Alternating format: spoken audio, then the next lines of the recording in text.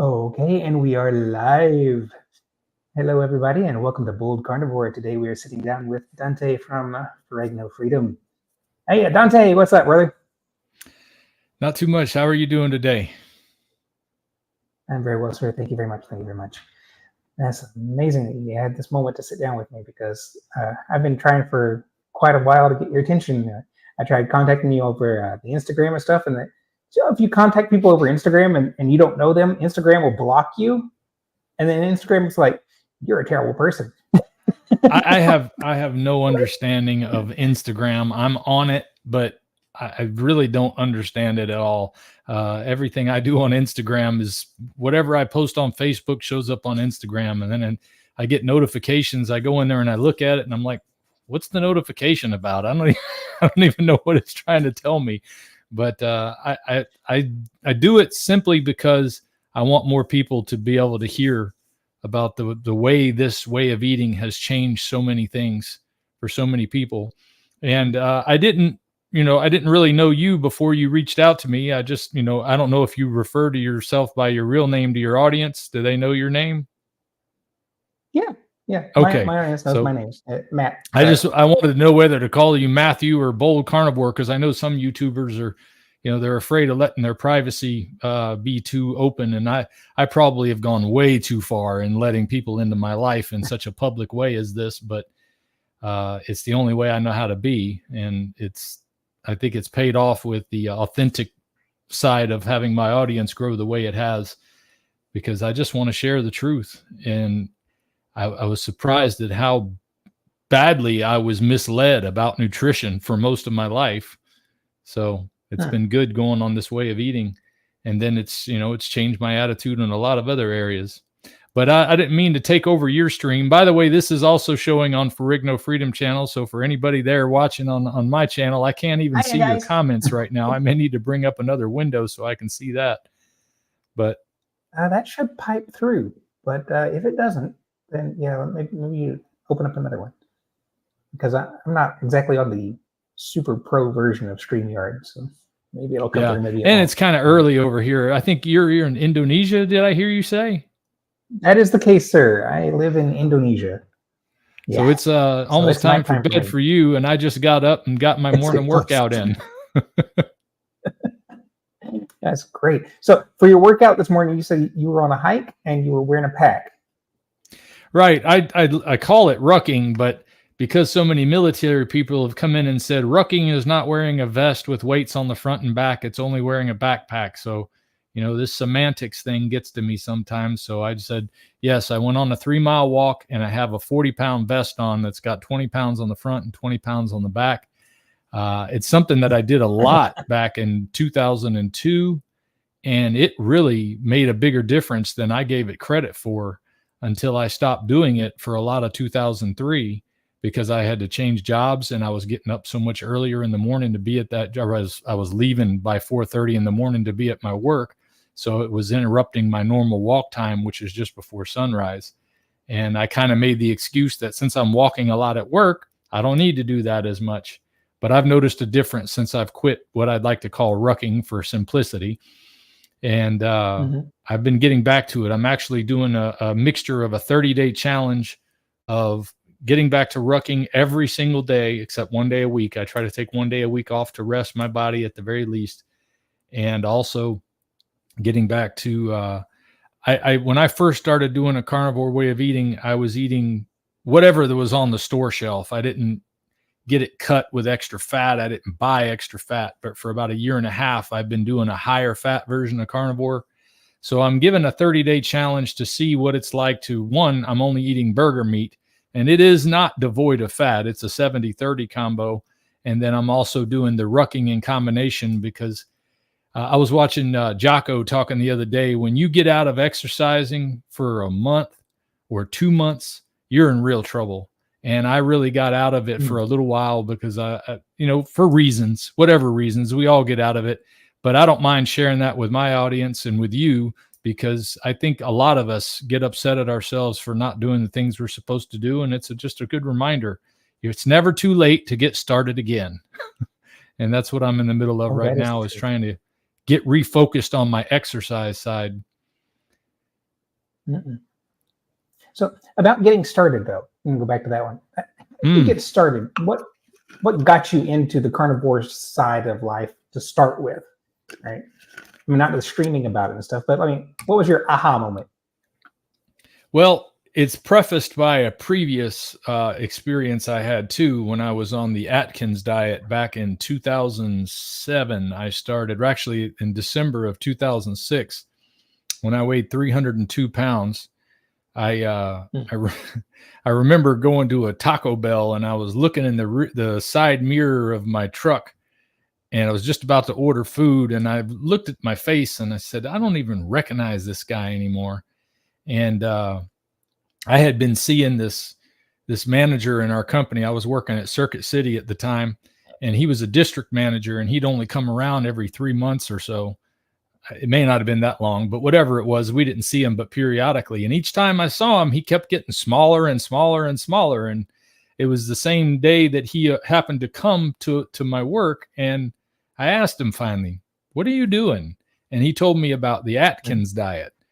And I thought, well, what is it? He's told me that there's a book you can read that gets you into it. And I took a look at the Atkins Diet Revolution, and I said, well, this sounds like something I could do. I could handle one salad a day, and eating a lot of meat doesn't sound bad, even though doctors have been telling me all my life that's not what to do. If it'll help, I want to give it a try. And I remember thinking back then that the meat was basically just like a way of eating without eating. I thought that the meat didn't even have the nutrients in it. I thought the nutrients were like the reason we had to eat salads was because that's where I had to get some nutrients from, because I had it in my head that greens and all that stuff are the superfoods, and meat is just, I don't know, somehow our body doesn't use it. So it uses it in a different way. I can't tell you what I thought back then, but I can tell you that I was willing to try anything because I was tired of carrying around at least an extra 100 pounds of weight. And in 6 months of doing the Atkins diet, I lost 88 pounds. I had to think about it for a second there. I lost 88 pounds in those 6 months. And it really didn't make a lifestyle change though. And once I got down to where I was, from 302 to 214, I felt good again. And this was, I was in my 30s, I guess. And I hadn't really been down to 214 since I had been in high school, just before I started the wrestling team. And then I even got down to 189. So that was like the lowest weight I could remember ever being specifically was 189.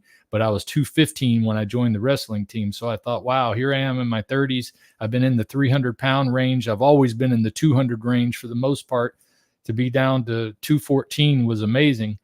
And I started feeling good about myself and getting out and doing things. But I also started dabbling with a little bit of this and a little bit of that. And then before long, the standard American diet took over my thinking again, because it's so ubiquitous and you don't realize it's as bad as it is.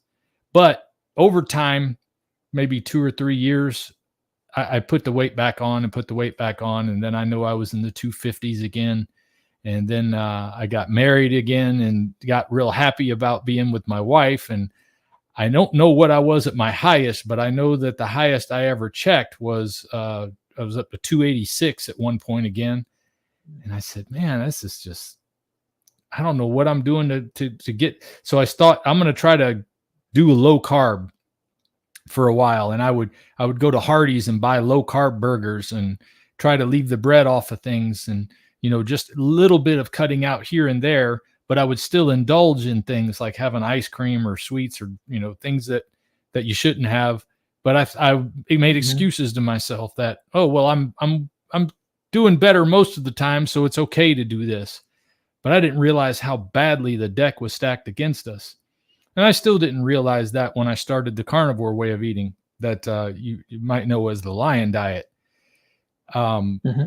I was in a bad place in 2020. A lot of us were in a bad place in 2020, but around November, we had just gone through some very difficult things at the retirement home that I was working at, because we had a spread of the virus go through our home, and nobody died from it, but there was a lot of people getting sick, and it was tough. It's tough managing an elderly living quarters where you got 24 residents and everybody's sick, including the staff getting sick. And it was a lot of pressure. And then all the pressure of we weren't be able to get new residents because of all the fears of what was going on. And it was putting pressure in my personal life. I was still drinking a lot, to kind of ease the pain. And most of my life, it was easy for me to turn to something to relieve the pain, whether it was alcohol or later in my life, marijuana was a big outlet for me to be able to try to relax. And I was doing that more and more and letting the stress get to me. And it was just tearing me to pieces. And I knew that I wasn't living the way I was supposed to be living as far as my Christian life either. So all of this was building up to a head. And I started watching, or I heard about this guy named Jordan Peterson, and I kept having it come up in my YouTube feed because my wife and I had dropped cable back in 2012, and this was 2020. So 8 years, a lot of changes have happened on YouTube. I remember when they didn't even have commercials. It was a whole different world. But anyway, I kept hearing about this Jordan Peterson guy. And I finally said, who is this that I keep hearing about? And I looked him up and I started watching some of his lectures he would broadcast to the world.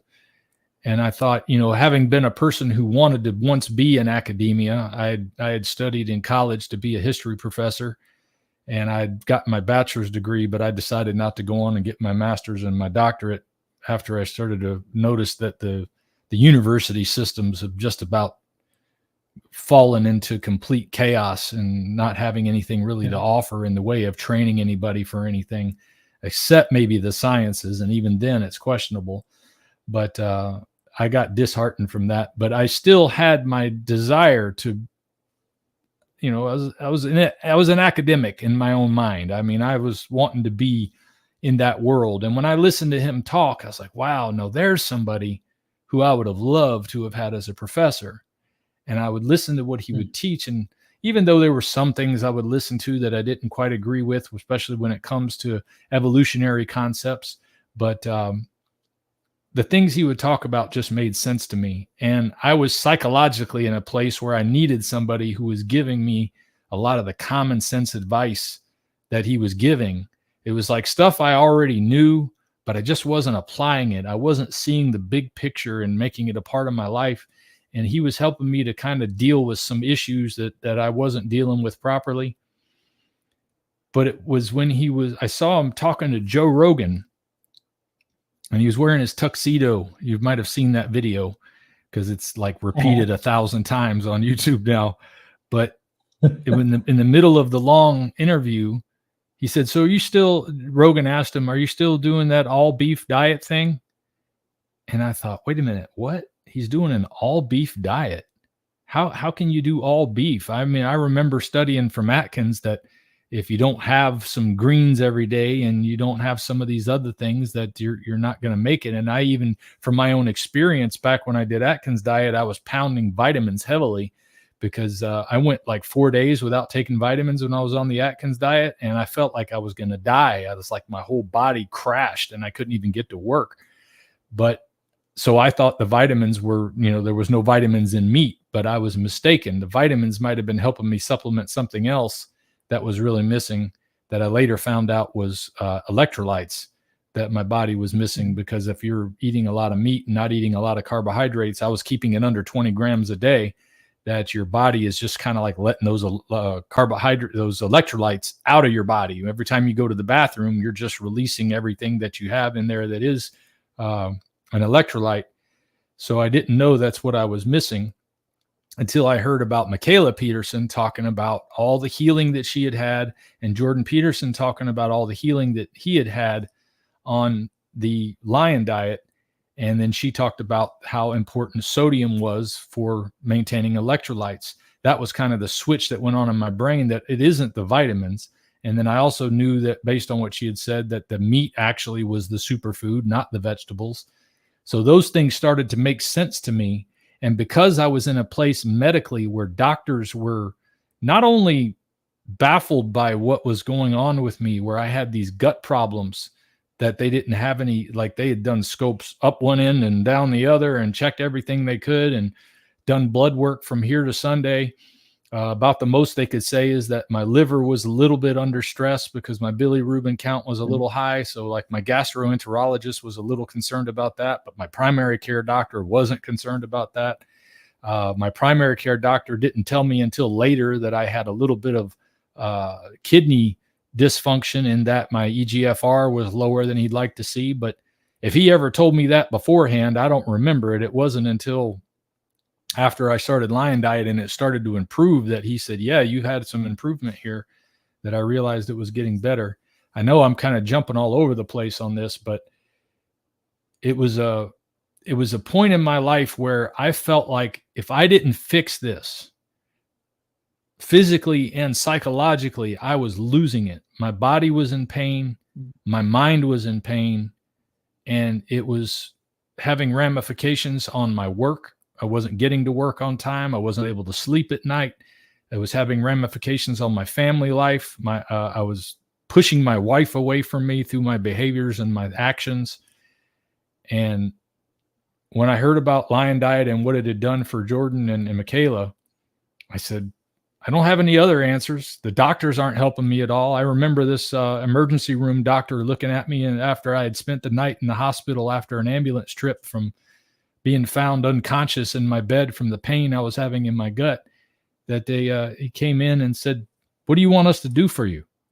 As if to say, there's nothing wrong with you. What are you here for? And I said, I want you to fix the problem. And he said, we don't see any problem. And it was then that I realized that there are no answers to be found in our medical system for what I'm dealing with. And when I had this opportunity to look at what diet could do for me, I said, I'm just going to jump in full steam and see if this works. Give it 6 weeks and see what happens. What else have I got to lose? I'm already ready to die. So I'll try the craziest diet that anybody's ever heard of, because all my life I've been preached to that red meat is your enemy and eating fat is your enemy. And here's a diet where I was only eating red meat and fat.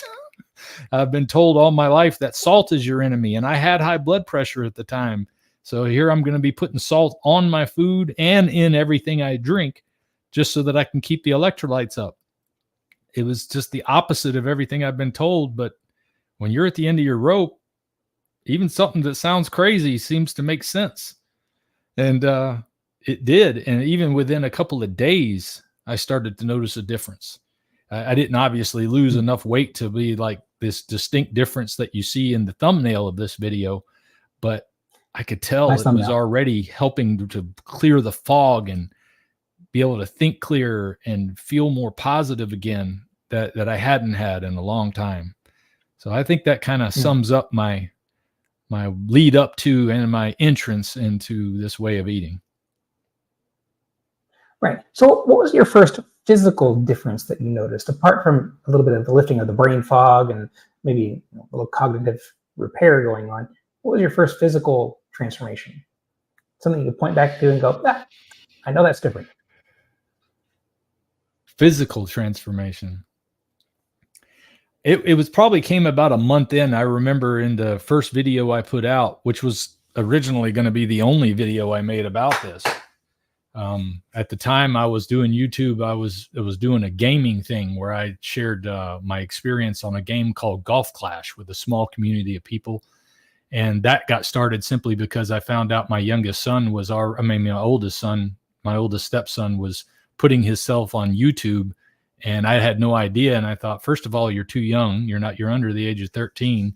And if you're going to do this, you need to have some guidance because you don't know what you're putting out there. And I decided we'd do this gaming thing he was doing together.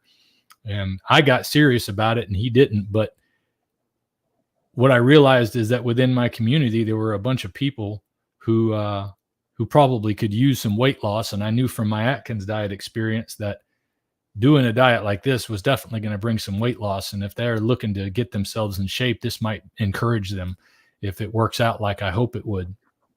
So that's what got me started. And then about a month into doing the recordings, I remember thinking, I feel it. I can feel that I got more room in my shirt here. I got more room in my pants. I wasn't really weighing myself or measuring anything. I was really just focused on, can I get this pain to go away? Can I get this mental anguish and this physical pain in my gut to go away? And that was what went away first. It really was within the first few days that started to diminish tremendously. And then the physical side was probably about a month before I noticed that I was feeling smaller. And I can't think of other physical differences too. Yes, actually, I didn't think about it. The physical difference of the fact that the pain went away in my gut within the first few days was a huge change, because it was an every morning thing that I would wake up before Lion Diet. And first of all, it took me forever to get out of bed because I was up all night, not being able to sleep. And going to the bathroom was difficult. I had severe constipation on a regular basis on my regular diet prior to this. And that went away within the first few days. Of course, I had keto flu for several weeks. I can't remember exactly how long, but where you get runny stool from cutting out all these things. And I know the science behind it. I just can't think of it right this second, but it's one of those things that I don't think too much about because I know it's temporary if you're doing it right. Mm-hmm. And so I was able to go to the bathroom right within the first week. I was able to sleep better. I don't know if it was within the first week, but it was early on that I noticed that I wasn't laying in bed, staring at the ceiling or looking at the back of my eyelids, hoping, Lord, can I just go to sleep, please? Can you just turn my brain off and all this pain that's going on so that I can sleep for a moment? Within a very short period of time, I was able to, when I said, okay, it's time to go to sleep, my head hit the pillow and I was out. And that has never in my life been the case. And it's still the case to this day. When it's time for me to go to sleep now, I'm out. And I started waking up at 4 a.m. And I was not an early riser. One of the reasons I never learned to hunt when I was young was the idea that you got to get up at 4 a.m. and get ready and get out there before the deer wake up and stuff like that. And I just said, no, that's never going to be for me because I can't get up that early. You can go out late in the night and do it too, but it's like the morning seems to be the best time, especially if you don't want to be out there fighting mosquitoes and in the heat when you're deer hunting. But getting up at 4 a.m. and feeling energized was new. And then I was able to get my day started earlier, started doing things that were productive rather than feeling like I'm dragging until almost noon just to get my day started, which is just a horrible way to live. God bless anybody who's dealing with that right now. I know how hard it is to break that cycle, but eating this way broke that cycle for me very quickly. And just to make sure anybody's clear on what type of diet I was eating, the Lion Diet is ruminant meat, water, and salt, which is animals that have the multiple chambered stomachs that are able to digest the grass and the vegetation that they eat in such a way that it removes all the toxins so that what winds up in their meat is the cleanest part of what is in the grass, and what winds up in their waste is the stuff that we don't want in our bodies. And in the Bible, they're even referred to as the clean animals. And the reason why that seems to help with these problems is it's getting rid of the things that might cause what apparently I had was leaky gut. The lectins in vegetation can have a big role in that leaky gut, and as well the ultra processed food. So eliminating those things and turning to a food that didn't have those things, but also provided all the nutrition that my body needed, was making those changes. And the only thing I would drink was water, and I had salt with all of it.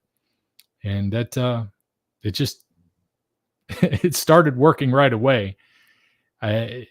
Most people focus on the weight loss, and within the first 125 days, I was down to, I started around 280 range. I was down to at least 214. I remember on that video toward the end, as one time I stepped on the scale, I was like, okay, I'm back to where I was when I did Atkins diet, and it took only 4 months to get there. So I was pretty impressed with that as well. So, but looking at you now, you look like you're above the 214 mark. You put on some muscle weight, though, haven't you? I'm actually 197 this morning.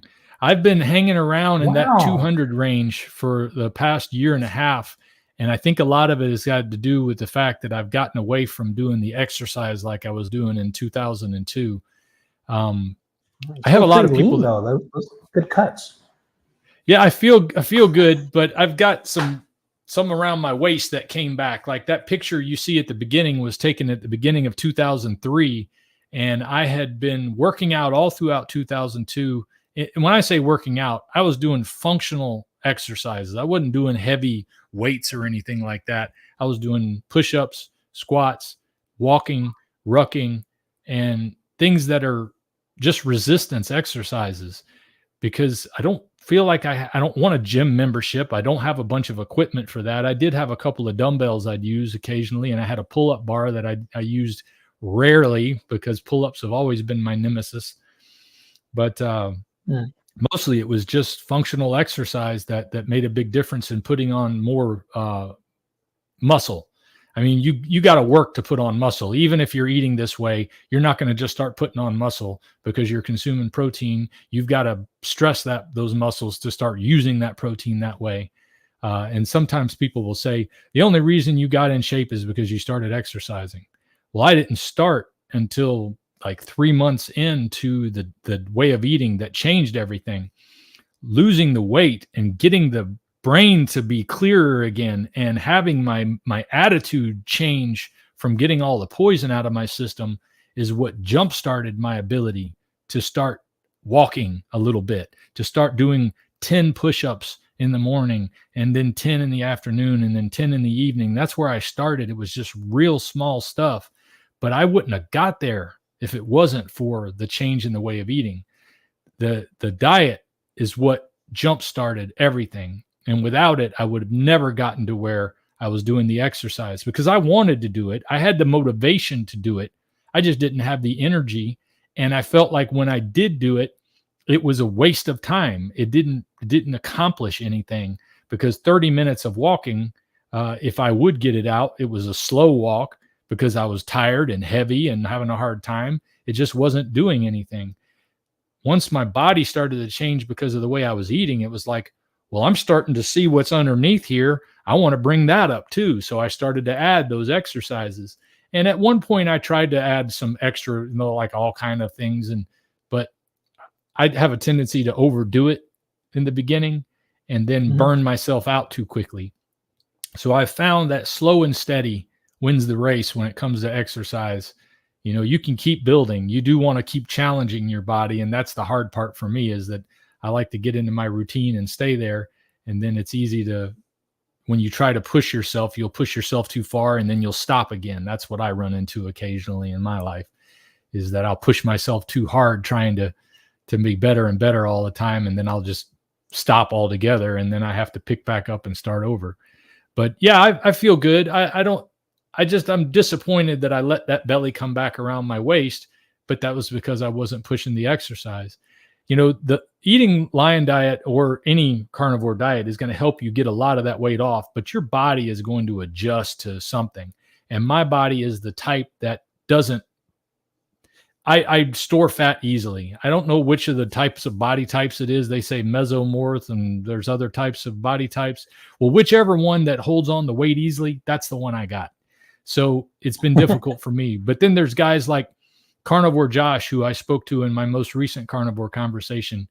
He talks about he has to fight to put on weight. He doesn't have any trouble keeping the weight off. He could eat all the garbage he wants and his body will stay trim. So, I mean, genetics plays a role for everybody. But for me, it's always been difficult to keep, especially around the belly for some reason, has always been a struggle for me. So even when you're eating this way, if you're not doing a little bit extra to keep your body under stress, to keep those muscles working, then you're going to lose some of the gains that you see that I got. And that's where I am right now, is I'm trying to regain those things through focusing on the discipline that I have in the diet, but also on the discipline that I have in my exercise routine. it's something one of the things I went through that people might be able to relate to, especially with all the chaos in the world right now, is I've gone through a lot of job changes. I hadn't really looked at what I'm doing here as being my job, but I looked at it as something that could become my livelihood, because I want to do something of value with my life, and helping people break free from what I broke from is definitely my desire. And the more eyes that are looking, the more chance that that's going to be able to be monetized in a way that I can afford to pay my bills, focusing on that. I'm not trying to get rich doing this. I just want to be able to take care of my family and focus my energy on really helping people. I know I go on a lot of rabbit trails, so forgive me if I got too far from whatever question it was you asked. You asked about the first physical changes that I'd had, but it tends to go into all my thoughts on everything. But they're all connected, and that's fine. Yeah, I like to share the difficulties and the struggles and even the bad decisions that I make with my audience, because I know everybody is having those struggles and difficulties. Mm-hmm. And the more I research about how the food industry has stacked the deck against us, the more I realize that we're all addicted to so many things that we didn't know. That, you might think that you're not an alcoholic or you're not a drug addict, but if you start to really look at all the things that are normalized in our food and in our pharmaceutical system, and even the stuff that we consider recreational, that's okay, and alcohol and marijuana, those two mm-hmm. included in my case. I'm not saying that you can't ever take a drink. I'm not saying you can't ever imbibe in whatever you want to imbibe in. But for some of us, like me, I realize that I'm a very impulsive natured person, and it's very easy for me to get into a rut and allow those things to dominate me too much. But even if you're not like that, if you start to look at what you're eating and really think about what's in it, read books that are out there that go into detail on what the food industry has done and how they got us into this place. Read books that talk about how Ansel Keys had his whole focus on something that had nothing to do with really getting people healthy, but really focused on making a name for himself and making sure that his research was funded. You find out that all the stuff we've been taught about cholesterol and fat and sugar being okay to consume, and wheat being necessary, and that you need to have fiber, and all of this other stuff that we've been told for at least 50 years is all nonsense. And then you can realize that the stuff that they're putting in that food is not much different than the drugs that keep you addicted, that are also detrimental. The drugs, the harder drugs that I talk about, or alcohol, or anything else we turn to. I mean, we don't call it comfort food for no reason. We call it comfort food because it makes us feel better about all the stuff in our life that we don't like. Well, that's the same reason we turn to alcohol and drugs. And the food companies know that. They're playing on your emotions. They're playing on the science of your body. They're playing on what happens in your brain when you get sugar and salt and fat. Not that salt and fat are the bad guy. There's a great book out there called Sugar, Salt, Fat, How the Food Companies Have Us Hooked. And even though I don't agree with the author in some of his regard, is that he kind of sees salt and fat as the enemy, but I do see how the food companies are using our natural desire for salt and fat to make garbage taste good, to make stuff that is empty of nutritional value, but cheap to make edible. And we're consuming that, and that's what's causing so much of our problems. So anyway, there's your answer on the physical changes. You're used to doing this mostly on your own. I do tend to get on my podium. I have to be careful about it, especially in it's not private conversation. People start to think, "Oh my God, this guy's a zealot." Oh, I am. I'm a zealot for being healthy. And I'd like to see other people be healthy too, physically, mentally, and spiritually. Now, that's not a bad thing in any way whatsoever. I'd actually like to go that direction. touch on the spiritual aspects of just for a bit? Because, you know, there's a lot of in our circle who do, if they weren't Christian to start with, or if they weren't even considering God or the spiritual aspects of food or diet or lifestyle, that it comes to their attention, especially when they transform their life going down this road. Yeah. So I'd actually like to talk a little bit about that, if you don't mind. What was your spiritual condition before you started, and how has it changed along the way? I was born into a family that church was a part of our life. And it was a doctrinal church. So we've always been non-denominational, and I took studying the Bible seriously. But most of my life, I'd kind of just thought, well, I know it.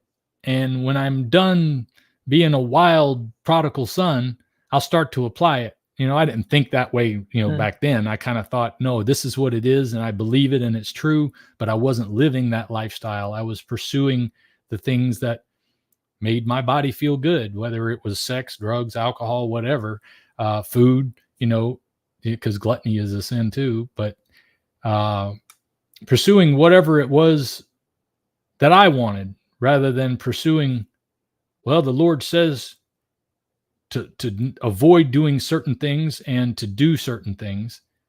And I knew what they were, but I didn't focus on those as much as I focused on the promises that went with them. That, the promise that all things work together for the good. A lot of people will say that. They'll quote that part of the scripture, but they'll leave the part off about all things work together for the good of those who love him and are called according to his purpose. And God says to love him means to follow his commandments, to listen to what he's telling you to do. Just like a good father tells his son, don't do that. That's not the way to do it. If you do it that way, you're going to get hurt. And that's kind of what he's telling us. And I used to kind of rebel against that. I had a very rebellious spirit in me all my life. And yet I was still listening. So the information was there. It just wasn't being put into practice as much as it should be. People would tell me that I had a good heart and stuff like that. And I thought, if you really knew what I wanted and the things I pursue, you wouldn't say that. But they would see the things that I say, because I was able to put on the facade of a Christian more than anything. And I didn't realize that at the time. I only realize that now in retrospect. Speaking Christianese. It's called speaking Christianese. Yeah, there you go. Well, the thing about this way of eating is that you kind of have to become a zealot, or somebody who's really anal about, I'm going to keep that out of my food, because on Lion Diet, even spices would hurt my gut. I couldn't put pepper on a hamburger. I couldn't have any of the spices that normally people put on meat. It was just meat, water, salt, and that's it. No pork, no chicken, no fish. I mean, is very limited diet. And as Jordan Peterson talked about it, he says, I don't recommend it for anybody, because it's a horrible adjustment. If you're used to social eating, which is just about everything we do social these days involves eating garbage or drinking alcohol. So it's a hard change to make. But because I was so desperate to get out of the straits I was in, I was willing to make that change. But as those things were being forced into such a small area where I had to reject so much garbage from coming into my mouth, I also started to reject some of the things that I was doing. Like I vaped when I was first started, and I vaped for probably a good year into it. And I thought, well, nicotine's not that bad. It kind of helps you think a little clearer. I made all the excuses that people make for why they want these things, and I didn't want to stop. And I thought, well, it's not really eating anything, so it's okay. But eventually I started to say, well, what do I need this for? Why am I spending $200 a month between my wife and I on this stuff that we just don't need? So it helped me to cut that out. And I see that as a vice now. I mean, the only purpose of it was to make me feel a little better for a moment. Kind of the same idea as the comfort food was. It was supposed to help me deal with the problems in my life with some concoction of some kind. And I didn't think of that as necessarily a change in my Christian behavior, but it was just one more thing that I said, that's That's fake. It doesn't really help anything. It's costing me money. I'm taking money away from my family, the things that I could be providing them with something else, to have this thing that gives me temporary feeling of whatever, and it doesn't actually do me any good. I still smoked marijuana occasionally, especially at the beginning, because I was coming out of that, and I would always fight back and forth with it because I knew in the long run it wasn't good for me. And I saw something the other day that really explained why it wasn't good for me. But I've seen other things that talk about this, because every time you use it to deal, especially with anxiety, is it likes you. It's like, best way to put it is it pushes that anxiety down for a moment, but then it pops up higher than it was that the next time, and then you need more and more and more. And then so that was another thing that I was using to regulate my emotions, and it was just making it worse and costing money again that I should be saving for my family, that I should be putting into other things rather than trying to artificially change my emotional habits.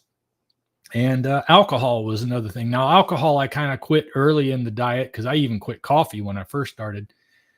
And eventually I was able to, I thought I could bring some beer back in. I could have a little bit. And I talked about that in my early videos. And some of the audience kind of reminded me, you're getting off track now. You're going to go back. And I took their word for it. And it helped me to say, okay, I'll cut this back out.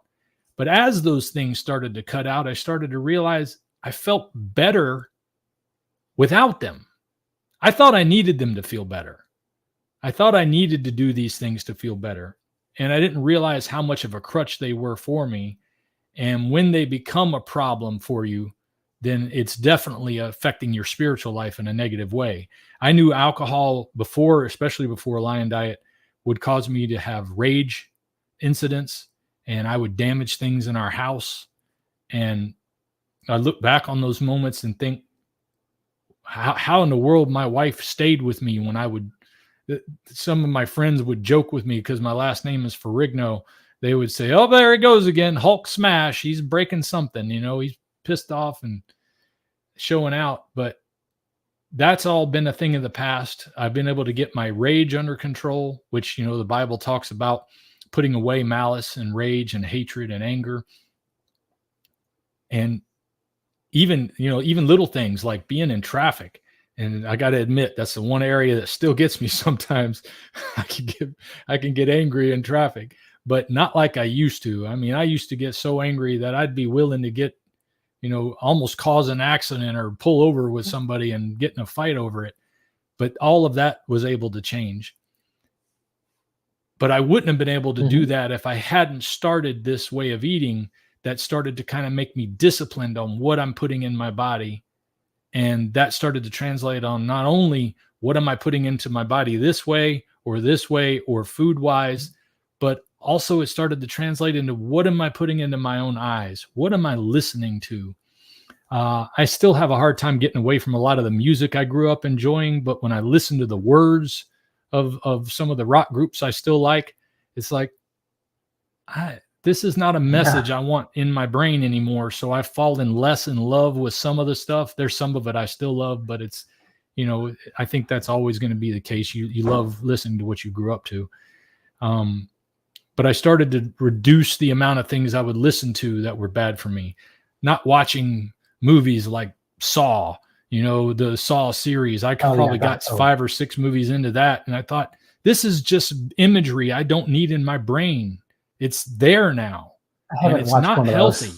It doesn't help me at all. So I started cutting that kind of stuff out of my life. I had a problem a lot in my life with pornography from the time I was very, very young up until my late 30s.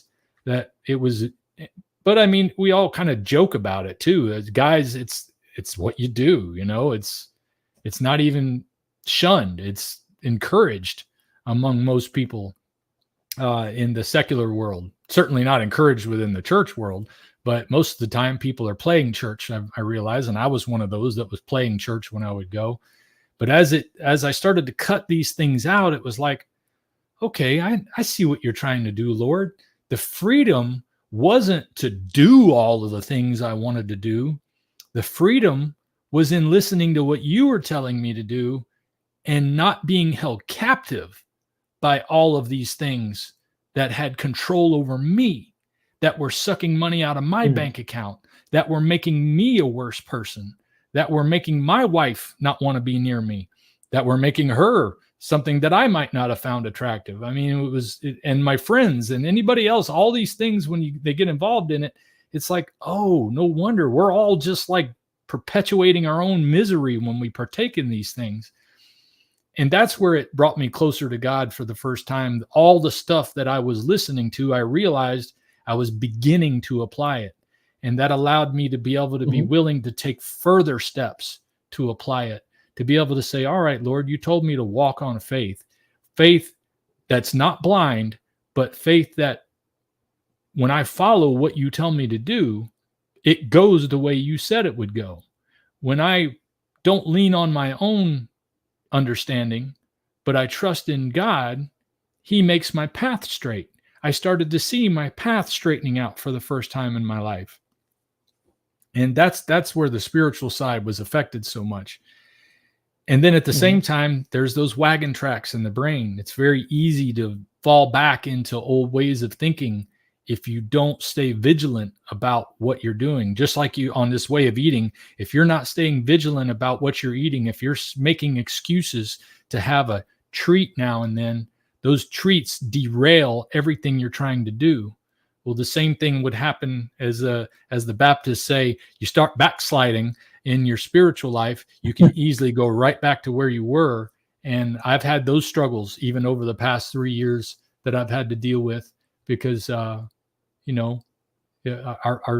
nature is, we're filled with arrogance and our own self-will and our own rebelliousness and our own desires. And the Lord talks to us about all those things. And it's been really wonderful coming to know God better as a result of being able to cut so much of the things out of my life that I thought were for me, that I wanted, but were actually, they wanted me. They wanted control over me. All of these things that I had in my life that were doing that were taking from me. They weren't giving me anything, but getting rid of them has given me freedom from them and from a lot of things that I used to have a hold over me.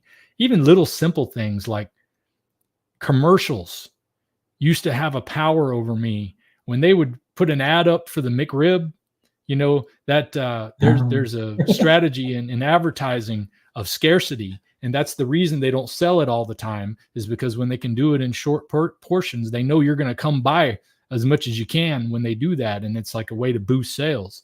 And I fell right for that trap. I would run right down to McDonald's and buy one to eat now and one to eat later. And, I might do it a few more times before it was over, especially if I'd see the commercial. But once I started to get to where these things didn't have a hold on me anymore, the desire for sugar and things like that didn't have a hold on me anymore, the desire for ketchup being on my burger and bread and all the stuff that used to make a burger, it was like, I'm free from these advertising schemes. I can watch them and laugh at them. And at the same time now I kind of cry because I know how many people are still trapped by their approach and what it sticks them into and keeps them cycling into this lifestyle where they're just getting sicker and sicker and fatter and having to fight demons that they don't even know that they're fighting. Sometimes when I'm talking, I realize I've been talking for a very long time, so I just have to stop. I don't want to dominate the whole live stream. That's fine. I was just going to shift gear just slightly. It's like, so you went from an understanding of the nature of God to an extent that was basically just head knowledge and acceptance to more of a living relationship. Oh yeah. Yeah, exactly. So, I mean, because I could quote it chapter and verse. I think I remember hearing, I don't know if this is true. So many things we find out these days that we thought were true weren't true. But I remember hearing that maybe it was Voltaire or somebody could quote like the whole Bible, but he wasn't a believer. I was probably in that same phase, except that I did believe. I just didn't act like I believed. It was more like the prodigal son. I was a son of the king, but I wasn't acting like a son of the king. That's for sure. Right. So I heard you say recently, and in fact, when we were in the backstage there, that you've had difficulty in jobs as it is now because, like a firebrand, people just don't want to pick you up. So That's true. that's an interesting position. And I wouldn't want to reveal that just on the offhand, but I think that the way that you do this is so good anyway. You really can turn it into your profession. Yeah. I think I've still had to, I've been, one of the things that I've been finding out recently that I've been struggling with all my life, and I refuse to admit it, I refuse to accept it, is that mental scars from childhood have carried on throughout my life. And I think a lot of people dealing with weight problems probably have a lot of this too, because it's one of the reasons why we turn to so many things to make us feel better, whether it's food or drugs or alcohol, is that we've got mental scars that we've got to deal with. And remind me what your question was just now. I get a little distracted because I'm not used to talking about this part of it. So it's difficult for you to find alternatives in work. Yes. Right. Yeah. You're making a connection between your past injuries. Yeah. Well, when it comes to, I want to get to the mental side of it too, because I think that's important, is that I've learned that you've got to address those old issues that you have, because even though I got healthy and I felt great again, I still hadn't addressed some of those things from my past. And Jordan Peterson talks about some ways to do with this. I've been talking with a Christian counselor who has been very helpful with me lately in really realizing where all these entanglements in your brain can come from. So I encourage anybody that struggles with these issues to definitely seek help from the right people. I don't necessarily always know who the right people are, but if you're a believer, I think the Lord will lead you to the right people if you're asking for him to lead you to them. And that's what's happened for me. But when it comes to the work side of it, when you're vocal in a public forum, and this is a warning for anybody who's doing what you're doing too, new YouTubers with small audiences, it's there is a bit of a danger, because most of the people in the workplace don't really want honest people of integrity that speak the truth even when it hurts, because most of our business these days is done deceptively. So many businesses are not selling a product and saying, here's some value. We're offering you this value in exchange for the value that you give us in your money. They're offering you something that looks like value for your money. There's a lot of ways you can see this, but just like one example is you realize how cheap everything has gotten in manufacturing, but yet how expensive it is. You go buy a dining room table. You watch these. One of the things I like to watch are these videos of people that have the fail army stuff where people fall and all kind of things happen. I don't know why. It's something inside me finds that funny. But the thing that I don't find funny is when I see people climbing onto a desk or a table or a countertop, and the countertop collapses or the table collapses because they probably in their life have experienced when furniture was made of wood, not compressed cardboard. So that's just one example. And the examples go throughout just about every field of business, whether it's the food they're selling, the products that we're buying. So much stuff is just junk. It's just junk that looks like what it used to be, but it's not. And it's hard to work for a company when they know they're making junk, or even to represent a product when you know that they're making junk, and not feel like you're lying to people about it. So they don't want to hire you. I'll give you an example of how I know they don't want to hire you. When you do a job application, a lot of times they'll have a question on there that says, have you ever in your life stolen anything, no matter how significant in value or insignificant in value? Yes or no? And if you put yes, that's their way of saying, well, we don't want that guy because he's a thief. But if you put no, whatever, I don't know which one I got on there, but I mean, ultimately they want you to say no, that you haven't. And I'll hire that guy because he's honest. He's not stealing. But hardly anybody could answer that question no, and if they're being honest with themselves. So essentially, they want you to say, I've not done that. I've never stolen anything. I've never done anything wrong in my life. You can trust me. You just hired somebody who lied about the question that you used to check their integrity. So companies aren't really interested in people who have integrity, except for maybe showing up on time and saying what we told you to say.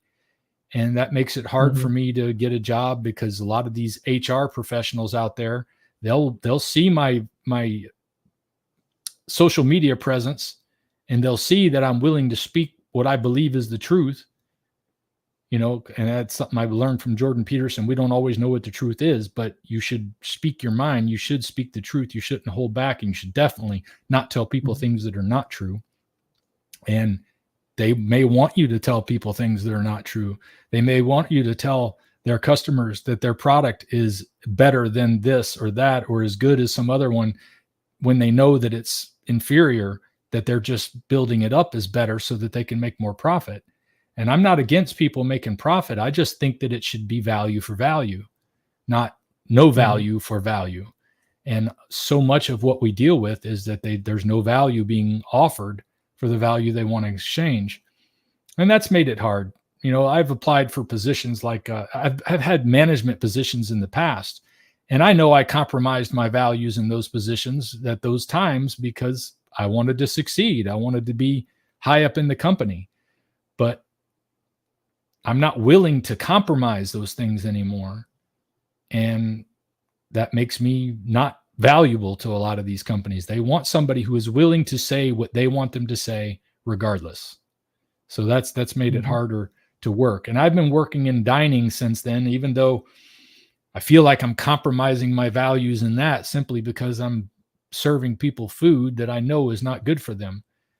And I kind of have to justify it by saying, well, I didn't force them to eat this, and I got to pay my bills for my family, so I stick with it until I could make something out of this. And it's hard for me to even make, there's ways to make money doing this. And I represent a few products, but it's always products that I find that I really believe in and use. There's just not very many of those out there. And I also don't like focusing on the advertising side, but it's kind of required if you're going to make it a living from it.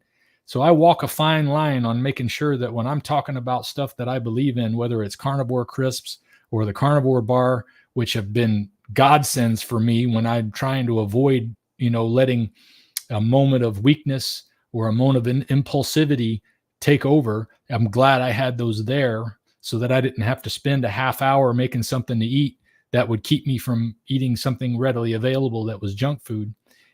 I like those products. I like that they're supporting the carnivore movement. I like that those companies are doing that. Yes, they're expensive. They're expensive for the same reason that you can buy a dining room table for a couple $100s. It's cheap because it's garbage. It's not real. Your food that you can buy potato chips. They're cheap because it's garbage. But when you buy something like Carnivore crisps, yes, they're expensive compared to potato chips because they're not garbage. You may not like the way they taste. Not everybody likes the way they taste. I love them. But, I get a lot of flack about that from people. But it's the only way I know how to operate where I can make a living and keep my integrity. And that's why I try to do it here. And I battle with the fact that, the whole advertising thing, I want to just focus on talking to people about the health side of it. I just want to focus on the physical, mental, and spiritual aspects. I don't want to spend time talking to companies about how much they're going to pay me to make a video, not to mention the videos that I'm asked to make for certain companies. I tell those companies, I say, look, if you want me to make a specific video and you're willing to pay money for that, that helps me pay my bills. But I'm telling you, it's not going to get a good a result as me just using the product. If I like it, I'll share it and let people know what I'm using. Let me stick to it that way. but they don't want me to do that. And then I sometimes compromise and I make those videos for those things. But it pays the bills, but I won't make it if I don't believe that it's at least something worth giving a try or something that's actually good. And you'll know which ones are good because I'll keep using them in my videos. the ones that are probably not as good. Like I talked about a propane grill once that I thought this thing's pretty cool. I would have bought one of these, but I used it a couple of times and then I haven't used it since because I'm not comfortable cooking on propane. As much as I've tried, it just doesn't work out for me. So I don't talk about it anymore. But it wasn't because I thought the company was cheating or it was a bad product. It's just it wasn't for me. It's not really your style. Yeah. Right. That makes sense. Right. Well, honestly, my style when it comes to cooking is to be lazy. I'm used to just for 48 years of my life before was when I was the administrator at a retirement home, I had somebody preparing my food while I was there. So, I mean, my food was already ready and it was supposed to be healthy because it was what the older people were allowed to eat. But technically it was just the standard American diet. And, I would eat that, or I would go to, and like I said before, I'd go to Hardee's and get low carb burgers and try to justify that maybe I'll have a little ketchup this time or something because I like the taste of it. And then before long, it was like, I'll just go ahead and get a whole regular burger. But, how did I get down that rabbit trail now? I do this all the time. We were just discussing things that don't necessarily match up with what it is you believe in, but that you use on occasion.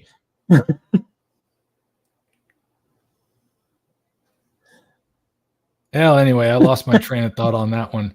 I mean, there's so many things going on. What I am focused with the getting through life part is that I'm also not used to having such an audience. I'm so thankful for them. I take it as a responsibility. When I first hit 10,000 subscribers, I thought, wow, there's 10,000 people in this world that are interested in what I'm saying. And now here I am at 68,000. And I think this is amazing.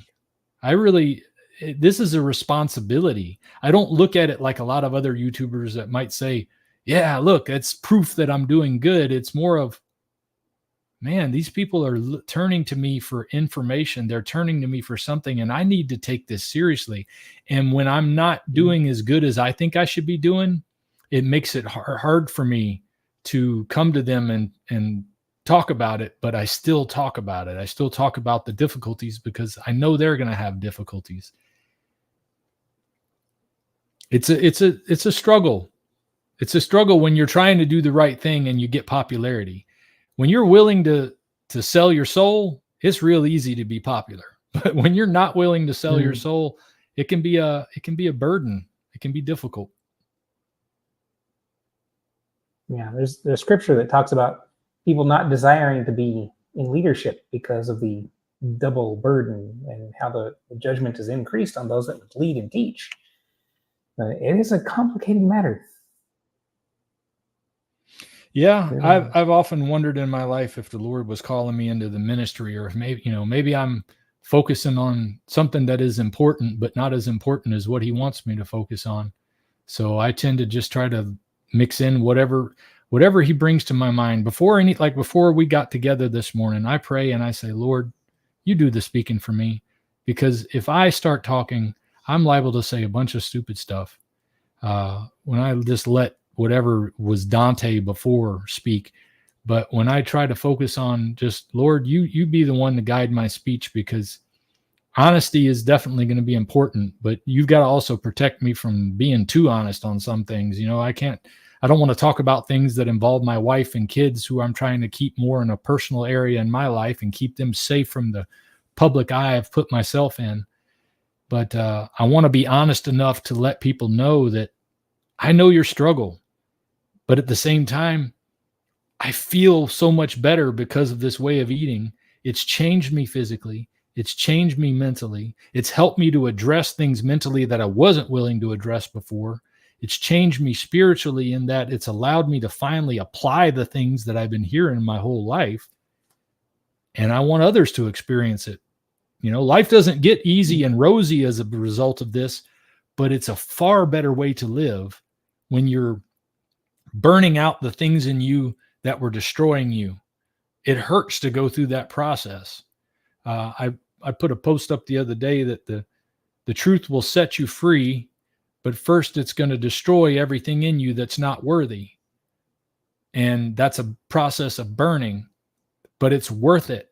It's worth it to go through it, but it's difficult to go through too. But just the fact that don't quit.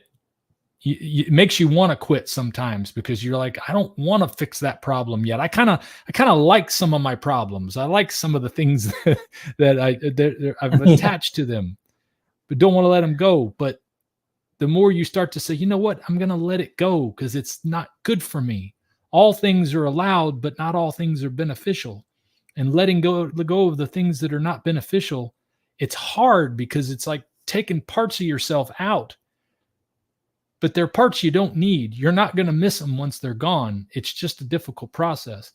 C.S. Lewis talked about it in an interesting way. He said, a child doesn't want to tell his mother that he's got a toothache because, well, he does and he doesn't. We want to bring our problems to God because I got a problem here, but the child is going to have his mom's going to say, here, let me put something on your tooth that's going to make you feel better for just a moment so you can go some sleep tonight. But in the morning, we're going to the dentist, and then the dentist is going to start poking around in all the other places where there's problems. And now there's all those problems are being found that I wasn't ready to start having looked at. And that's kind of what it's like for the believer who's coming to God to try to work on one part of their life. Is like the Lord says, yeah, we're going to work on that, but we've got some other areas to work on too. So if you're serious about this, let's get down to brass tacks. It's not going to be pleasant, but allow me to work with you and I'll help you get to where you're functioning right again. Yeah. Vessels made unto honor, they're purged vessels. They're vessels that are emptied out of the things that are toxic and bad. They've made themselves in that state. Scripture is very clear on that. Purge yourself and be a vessel unto honor. I totally agree with that. That is a very good analogy there. It's always been clear. It's just making it a reality is where the difference comes. And like I say, it's painful, but it's worth it. Mm. Yes, sir. Yes, sir. Wow. Hey, if you don't mind, if anybody on the chat there has a question, just snap a Q next to your statement or your question or comment, and we'll post that up. And Dante and I will try to rapid fire out a few answers if you don't, if Dante's got a moment for it. I wish I had somebody. I saw somebody asking. Wish I had somebody that could look at the chat for me. I'm sure you do too. Yeah. There's a lot of chat been going on. I'd like to scroll back through and take a look at some of it. Sadly, it's not open for both sides, I don't think. But there was a friend that asked earlier if it is okay if he goes to Costco and gets beef that is green. There it is. I think I found it. Yeah. We have a Costco, but all the meat is grain fed. Should I avoid that? That's a question that we can take on, I would think, right? Absolutely. You want to start or you want me to talk about it? Oh, yeah, I'd like your perspective, but in my thoughts of it, get whatever beef you can get your hands on and start there. That's what I'd say. Yeah. It mostly comes down to what you can do and what you can't do. I believe that grass-fed can be better, but sometimes grass-fed can be worse than grain-fed because so much of grass-fed farming is basically just lazy farming. They're just letting the cows wander around and eat the grass. They're not paying attention to the moving from paddock to paddock. They're spraying their fields with pesticides and chemicals, and they're doing the same things that a lot of farmers do in their agriculture. They're not doing what's called regenerative farming. And they're letting the cows basically starve for the most part. That's why you see them out there munching the grass all the way down to the ground. When their mouth is hitting the ground to get the grass, they're not getting what they need for two reasons. One, because that grass is not the carbohydrates in the grass are in the tall part. They're not at the roots. They're not right there. They're just eating it because that's what they know they got to eat, but it's not giving them the carbohydrates to make them fat. And then 2, that's why they wind up getting worms, is they're eating stuff at the bottom that's down there with the bugs and the dirt and all the other, fecal matter and whatever is at the bottom. So it's not as good for the cows to eat that kind of grass. Grass-fed can be as bad or worse than grain-fed. Now, cows weren't meant to eat grain, but they love to eat grain, just like we weren't necessarily meant to drink alcohol, but a lot of us love to drink alcohol. I mean, the cows basically get drunk on the grain too, and they like the way they feel when they do that. But ultimately, their bodies are made so miraculously that they can handle it. They can handle eating the grain and still remove those toxins and give you good, healthy meat. Because I'd say the first 7 months, at least on this way of eating, that was all I had. And I made most of my weight loss and health benefit gains in those first 7 months. I switched to grass-fed because I found a local rancher who I went to his ranch and saw how he raised his animals. And he taught me about how cows are supposed to eat. And he showed me, like, when you watch a cow eating, they normally use their tongue to wrap around the tall grass and pull it so that they can then chew it. They don't have to bite the grass off of the stalks that they're growing on. So it was like, these are how cows were meant to eat. And if you move them enough, like he would keep them in one paddock for no more than 24 hours, but sometimes as little short as 12 hours.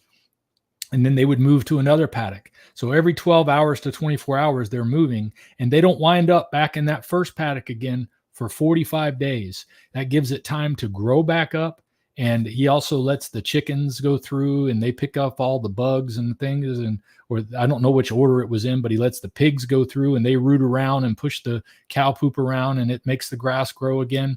So by the time they get back, they got new healthy grass that isn't being sprayed with pesticides. So they're eating healthy weeds as well that are good for cows to eat.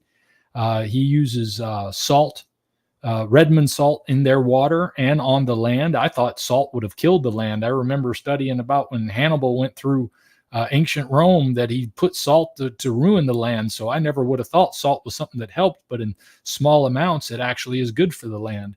So he wasn't using chemicals and things like that, and he was making sure the cows eat properly. So, but it's rare to find. So I tell folks, don't stress over getting grass-fed necessarily. It's good if you can get it. It's going to be more expensive. I thought it would be less expensive than it was, but in the long run, it's still more expensive because on an average, I'm seeing a whole cow breaks down to about $10.50 a pound. And when about 60% of that becomes burger, you start to realize, well, you're spending more because you're not getting as much ribeyes and stuff like that. Now, if you look at the ribeyes and the fillets and said, well, if it's $10 a pound, that's a pretty good deal. But when most of it's burger, it offsets that price. You'd have to figure out how you would sell it. If you bought a whole cow and all those pieces, how would you sell those pieces of meat? The ribeyes are going to be more expensive. The fillets are going to be more expensive, and the burger is going to be, $5, $6 a pound. So it doesn't actually break down to be cheaper, but you do get a better omega-3 to omega-6 ratio. Whether or not that makes a big difference in the long run still remains to be seen. There hasn't been enough studies on it to know for sure, but I'm inclined to believe that it is better. Now, that being said, grain-fed beef is 1,000 times better than eating whatever else is in the store that's available. So don't be afraid to eat grain-fed beef. If you can afford only to eat Spam, even though that's got stuff in it that I don't think is good for you, eat whatever meat you can afford to get yourself healthier. And hopefully the energy that you're going to get from changing your life might help you to be able to increase your financial position too. If you're not out there talking about it too much like I am and putting yourself in a hole where people don't want to hire you, if you're just showing that you have more energy and ability and you're a go-getter because you've got energy now because you're eating the right food, then maybe you'll be able to afford better food later on. But ultimately it comes down to price, and whatever it's going to take to get you to stop eating a garbage diet and start eating a carnivore diet, if that's what you need, do it. Grain-fed is fine. Okay, we didn't get a lot of questions just yet. Here's one that's nice and right. There you go. Rebecca Yes, says, Rebecca. will you be on my channel? Yeah, I've spoken to her in Messenger already, and I saw your most recent question. Sometimes I leave them unread to remind myself to get back to it, because the question you asked was about I don't remember the exact wording, but it was talking about your faith in this way of eating, and there was something specific about it. I wanted to make sure that I had clear in my head before I said, yeah, let's jump into it.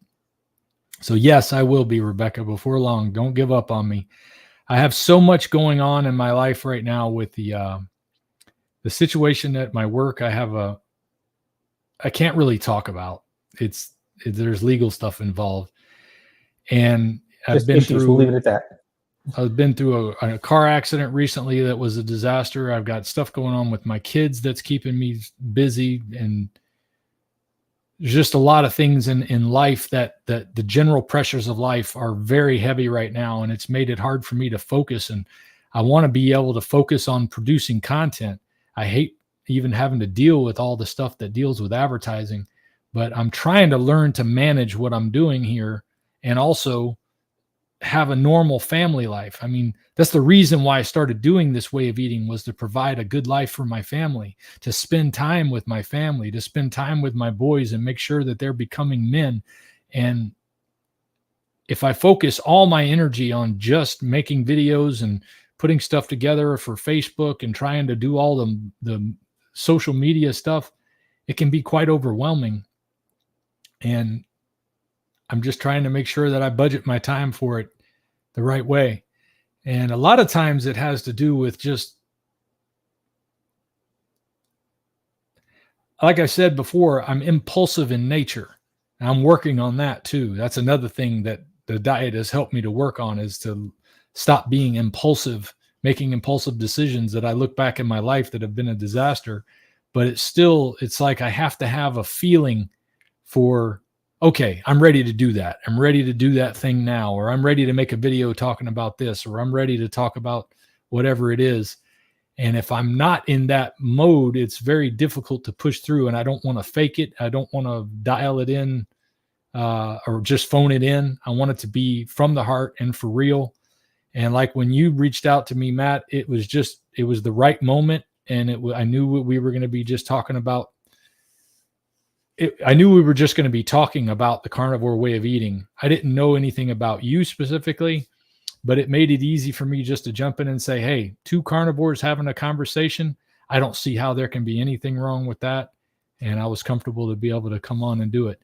But sometimes it's something deeper, like what Rebecca wanted to do.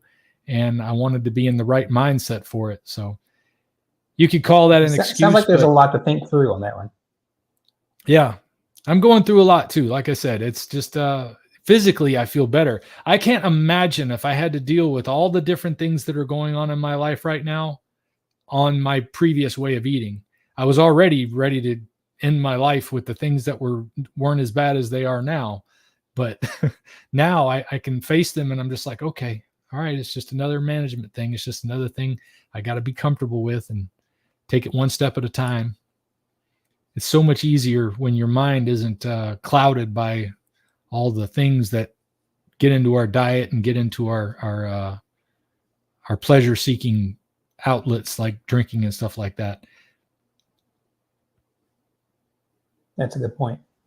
Now, Rick asks, are there Muscovy ducks and iguanas in your part of Florida? I don't remember seeing any iguanas. I went out for a walk the other day and a baby alligator walked right in front of us. And I thought, oh, mama's got to be nearby somewhere. So iguana would have been more comfortable to see. And then we saw a sign that said alligator nest. This is interesting to me that when there's an alligator nest in a public park, they just put up a sign that says, be careful here. Because this thing could just come charging out at you if it feels like you're a threat to their babies.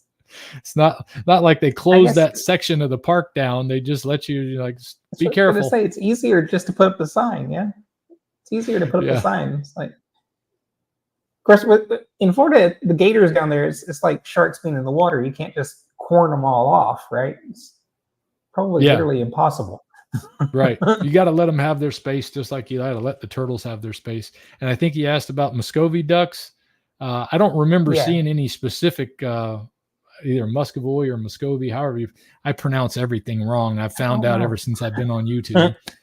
But we actually used to own a couple of those ducks my wife had that she raised from little babies, and they were interesting. But I haven't seen any around here. Wow. I don't know what kind of ducks we have over here in Surabaya. I could not tell you. I know that there are some ducks. I know people eat them. I eat them. I have no idea what they are. I hear they're wonderful. They are. They really are. Do you eat duck then, Dante? No, I haven't eaten any fowl because it's not. I don't eat chicken at all either because it's not a ruminant. I think I'm still healing the damage that was done. You know, the leaky gut that I have, because a few times I've tried to bring things back in, it tends to cause problems. But even eggs, I've gone back and forth with eggs. The first year and a half, I didn't touch them, but then the last 2 years, I've brought them in and I've taken them back out, and I've brought them in, and I've taken them back out.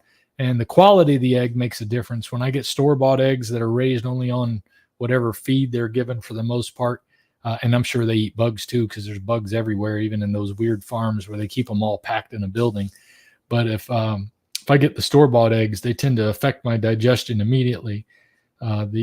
We raise chickens, and the eggs that I eat from ours, they don't affect me as negatively with my digestion, but sometimes they still have a little bit of an effect in the digestion. They're not nearly as bad as the regular store-bought eggs. But I had questioned whether my weight stalls were caused by things like butter and eggs. So I felt like, you know what? I did my best just doing ruminants. I'm going to stick with it. I every time I stray away from it, it seems to make things worse. So I tend to stay away from it as much as I can. I may still occasionally have some eggs, but it's very rare. I haven't tried ducks. Have you tried just doing the yellow? Have you tried just doing the yellow part of the egg and leaving the white? Some people actually get triggered more from the white. Yeah, I have. I have tried doing just the yolk, and I like it better that way. It's kind of weird because I don't like to throw the white part away, but I mean, since these chickens are making them all the time, it's not that big a deal. I have a thing about throwing food away that it always bothers me to discard anything food. Very economical in my thinking. One of the things that I remember I noticed when I started eating meat only is that I didn't throw anything away anymore. I mean, everything got eaten. So that was a bonus. My wife, who still has, some processed foods, but far less than she used to. I've been able to influence my family in some regard on this, but they're not carnivores like I am. And she's tried carnivore, but it takes a big change for people to do that. But one of the things I notice is that I'll go through the refrigerator. I'll be like, honey, look, it's got mold on it. Why are we wasting this food? Because nobody really wants to eat it anyway. That's what I think it is.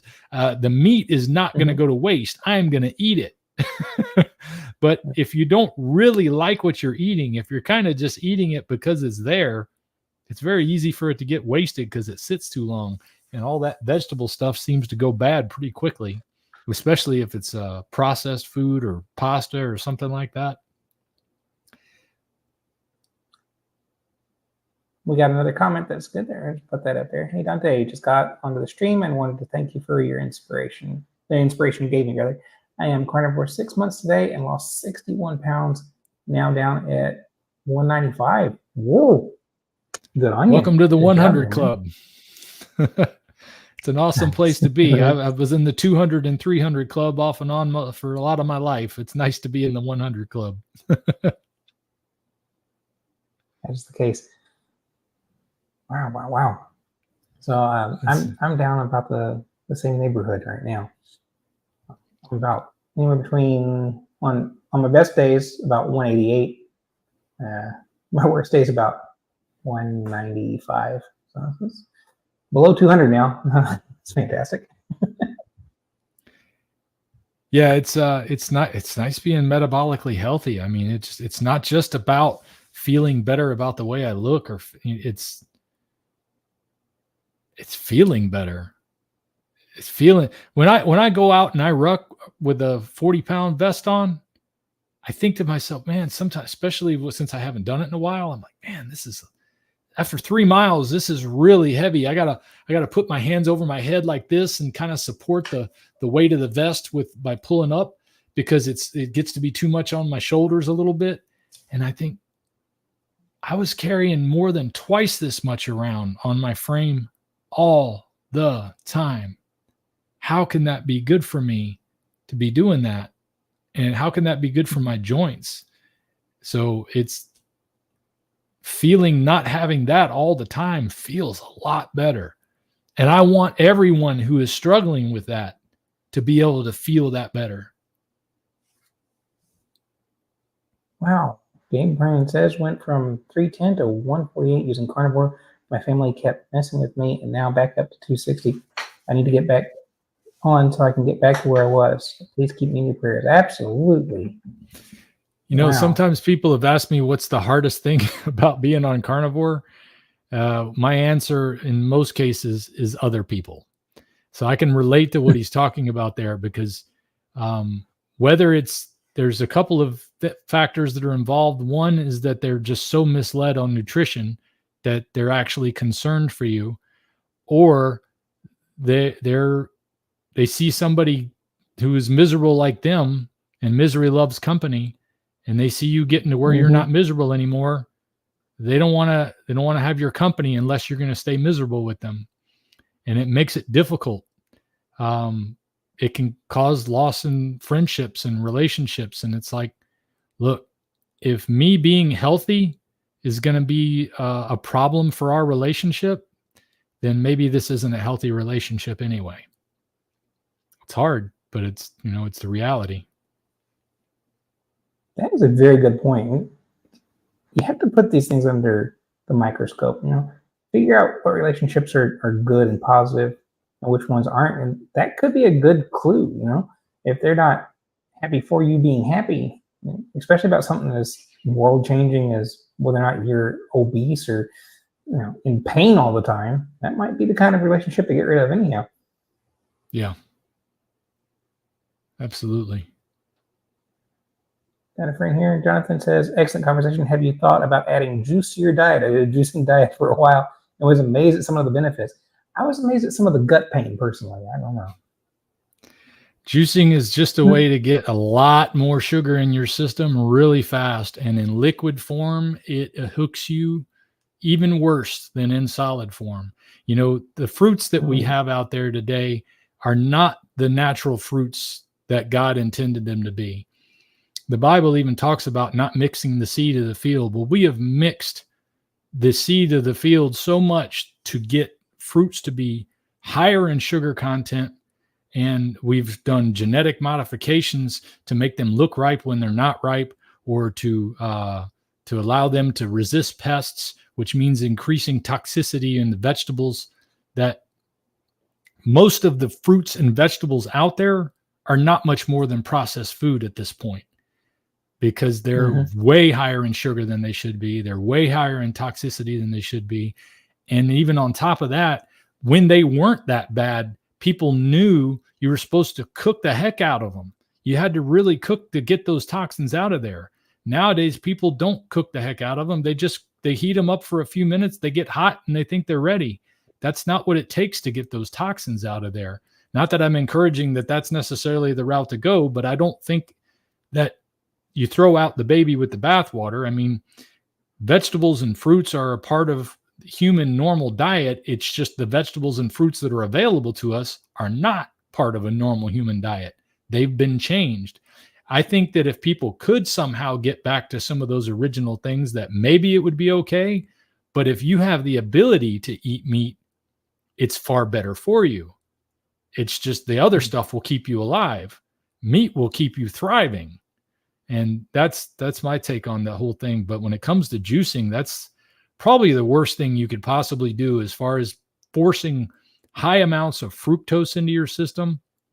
Fructose, unlike glucose, your whole body can process glucose, but fructose is only processed by your liver.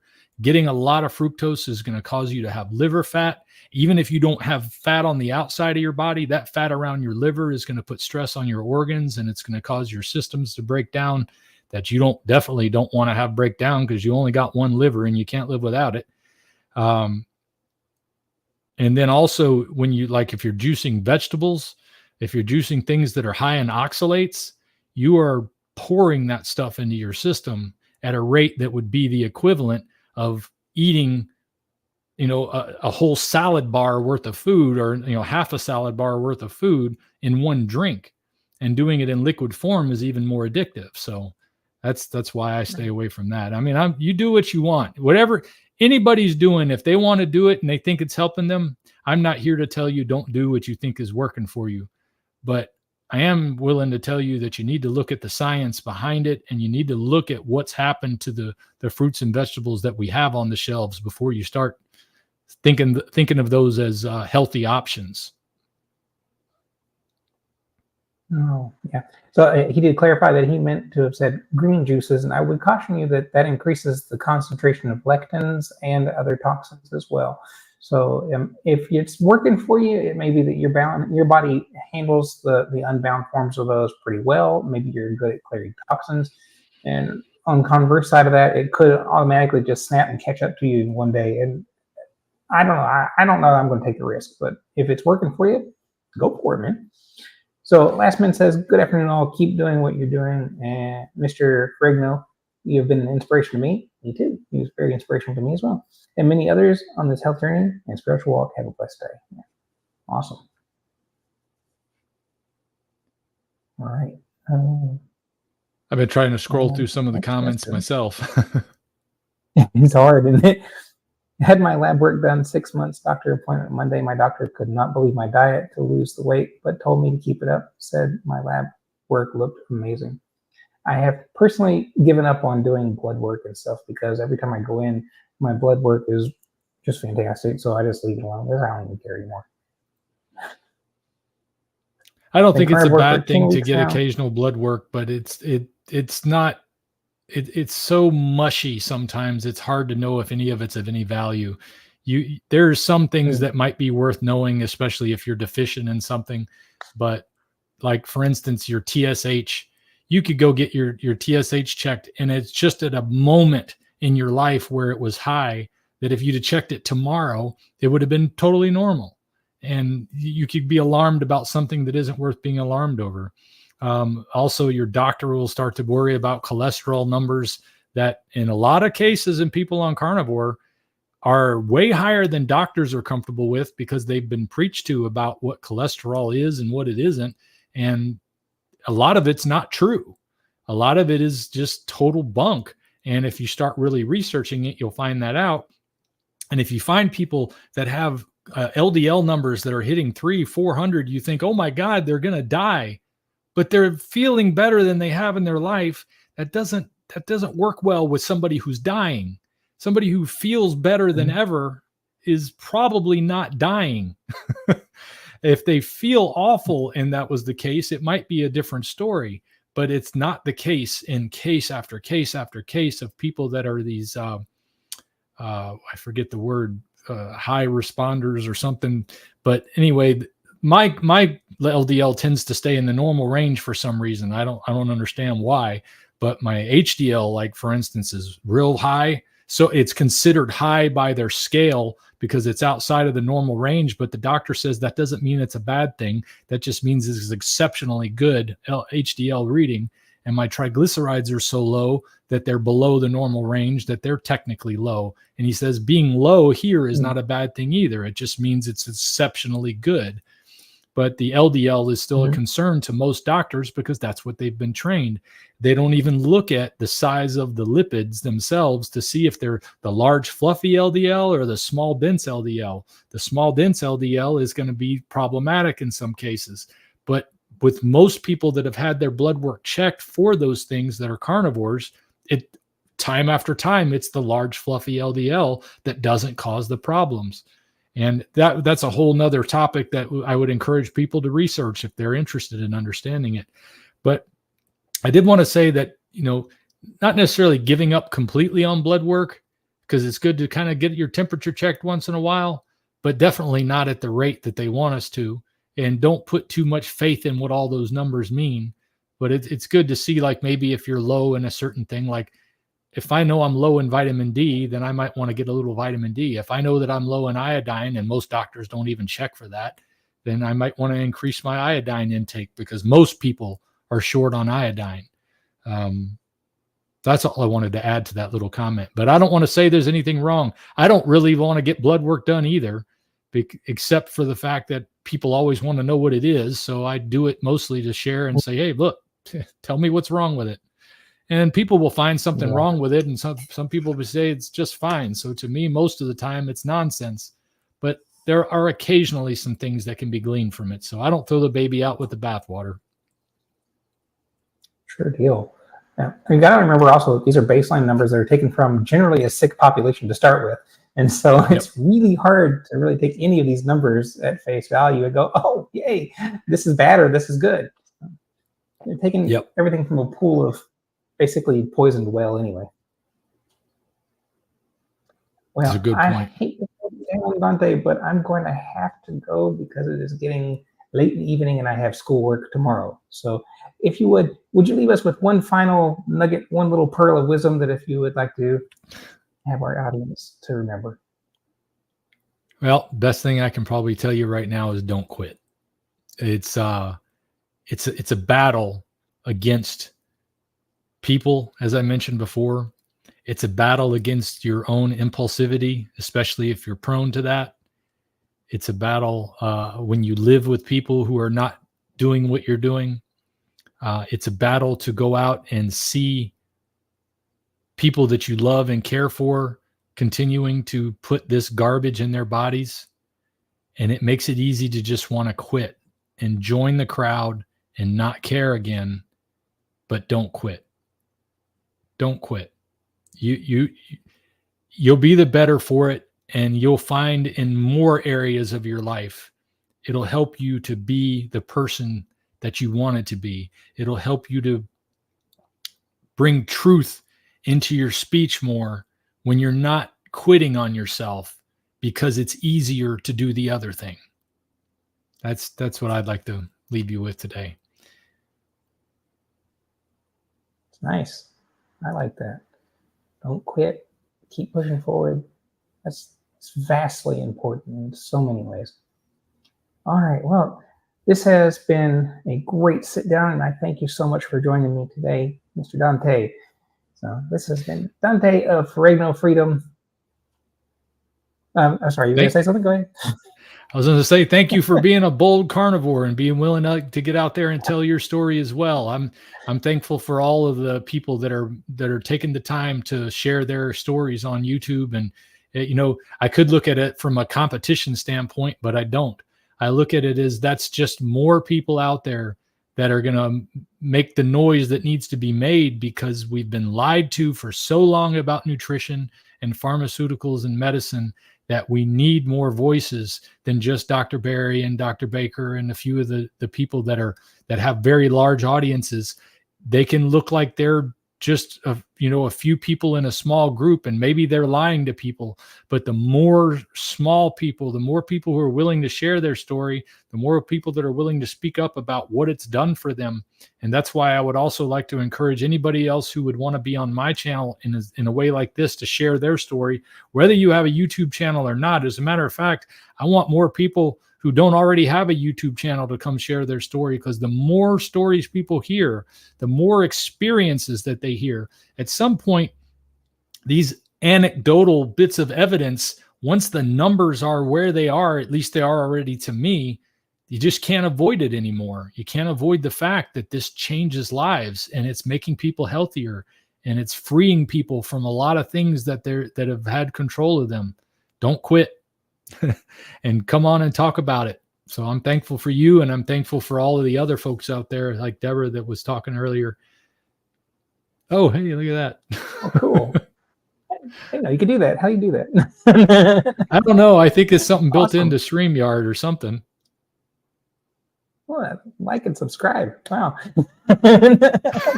Awesome. Wow. So, so I was saying, this has been Dante Ferrigno, Freedom, and Bold Carnivore. Thank you all for tuning in. Be bold, everybody. Dante, hang around with me for after the stream ends, yeah? No problem. We'll Thanks, see you guys. everybody. Take care.